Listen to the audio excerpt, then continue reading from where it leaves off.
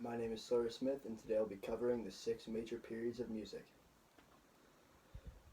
First era I will be covering is the Middle Ages and the Renaissance. The composers from this period were Pope Gregory. He codified the Gregorian chant, and he's largely accredited with establishing that. Hildegard of Bingen's music was somewhat based upon Gregorian chant, but she incorporated some new features such as more swinging melodies and things like that. Teilman Sasado was an instrumentalist and composer, and he wrote both religious and non-religious songs. The culture of this period was um, the invention of printing, which allowed the notation of music, and this allowed music to be more complex and permanent. Music advanced because education was increasing and culture became more advanced. Um, Music was keystone for Christian and Islamic worship. Um, Music began to be supported by the elites of society, and the rise of the merchant class increased the demand for music. Music became very important during this period, and it actually surpassed language and religion in terms of influence. Um, Musical features of this period, Gregorian chant had monophonic texture, and it developed over time into having more expressive leaps, mostly credited to Hildegard of Bingen. During this time period, polyphony emerged in the Romanesque era, and it became very popular because it required more singers and stood as a showcase of higher distinction. Machaut introduced Mafine et Mon Commerçant. It was a three-voice polyphony sang in duple meter. Instruments began being used in their most basic form during this time, and word painting became a widely used feature. The next period will be the Baroque period. Chiara Margherita Castellani was a nun who had three collections of music, including vespers, motets, and dialogues. Johann Sebastian Bach was another highly renowned Baroque composer. He is regarded as uplifting the entire genre. Antonio Vivaldi was a priest who is known as Father of the Concerto. Culture during this period, this era was very focused on emotion and human expression. This was the time period where monarchs ruled entire nations, and during this time there's a lot of scientific discoveries such as Galileo and wartime chaos throughout the world because of the monarchs who wanted to conquer everything. Um, Average people would make music in their homes, and during this time period, the rise of worldwide culture, meaning that cultures were more connected than they had ever been because of European exploration, and allowed for more complex playing techniques. Musical features for this time period, homophonic texture became prevalent. Emotions within musical text became more emphasized. Musical notation, indicated chords, major and minor tonalities, and driving rhythms were all introduced. Instrument making became more advanced, and increase of vocal technique led to the creation of opera. And the next period is classical. The first composer is that I'll be talking about is Joseph Haydn. He was an Austrian, and he directed orchestras, opera companies, and marionette theater. Wolfgang Amadeus Mozart. He was Austrian as well. He played piano. He is the most gifted child prodigy in believed to be the history of music. Ludwig von Beethoven. He was born German. He's born to a family of many children, and he moved to Vienna and he taught aristocrats. And the culture during this time period was the main point is that this time period was ruled by aristocrats who believed their hereditary right gave them the ability to lead everyone in society. There's an industrial revolution, which means more economic power, significant advances in science, and important inventions. The classic revival of ancient Greek influence is prevalent in art, scholarism, reason, the importance of reason in architecture. Because of the Greek revival, the classical era was known as the time of logic and reason. The features, they were mainly characterized by Haydn, Mozart, Beethoven, and Schubert. It was the age of exploration in music. They explored the major and minor system, sonata form. There were many elegant lyrical melodies, symmetrical four-bar phrases, um, repetition, sequence, and structure became more balanced. Diatonic harmonies, steady tempos, use of folk and popular elements.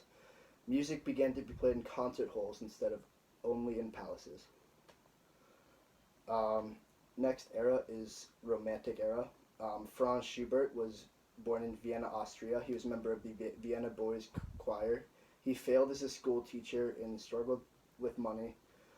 Um, melodic gifts, subtle interactions, and he met with his group called the Schubertiads, which were the elites of the writers, artists, and musicians. Peter Ilyich Chavosky. He was a Russian composer and he wrote the Nutcracker. He entered the conservatory in St. Petersburg and taught at the Moscow Conservatory. He had a lot of personal issues in his life. He was a closeted homosexual. Um, Scott Joplin, he was later in this era. He was born in Texas. He was known as the King of Ragtime, which is a genre that was exploding at his time. Um, the culture of the Romantic era, this was a period of rebellion. Individual expression began with Beethoven. The idea of the artist struggling against society as opposed to the elites just was the one supporting musicians. That was a major shift in this period. Um, Individual emotion and expression were emphasized. Musical features, orchestras became larger, instruments were added, timbres became more varied, the range increased, musical vocabulary, expanded range, and instruments began to use people to sing the melodies. Marked lyricism, expressive harmonies, more chromatic and dissonant, choral symphonies, and works that would include both solo voices and choruses in the same works. And next period is modernist. Um, Arnold Schoenberg, he was a highly influential expressionist composer. He was the leader of modern thought. Aaron Copland, he was born in Brooklyn to Jewish immigrant parents. He was a victim of McCarthyism, which means that many people were accused of being a communist with little to no evidence. It's very unfortunate that happened to him. It happened to a lot of good people. And Bela Bartok, she was Hungarian, virtuoso pianist. He had a neoclassic approach, pounding rhythms, orchestral. She had orchestral works, 5 concertos, string quartets, piano, and vocal. She was very mixed. 2 wars happened during the modernist time period, World War I and World War II. The Great Depression led to the closure of Tin Pan Alley. The wars led to a sense of nationalism, which led big bands to succeed over wartime because they would play at war events such as USO shows. The wars caused a lot of music to be based off of patriotism, based on for example, the USO shows. Black culture took off during Harlem and ballrooms, and radio and film led to more musical demand. Musical features of the modernist era include more rhythmic complexity, non-symmetrical patterns, shifting in meter more often than had been before. The melody did not come from vocals, came more from instruments, which was a big leap.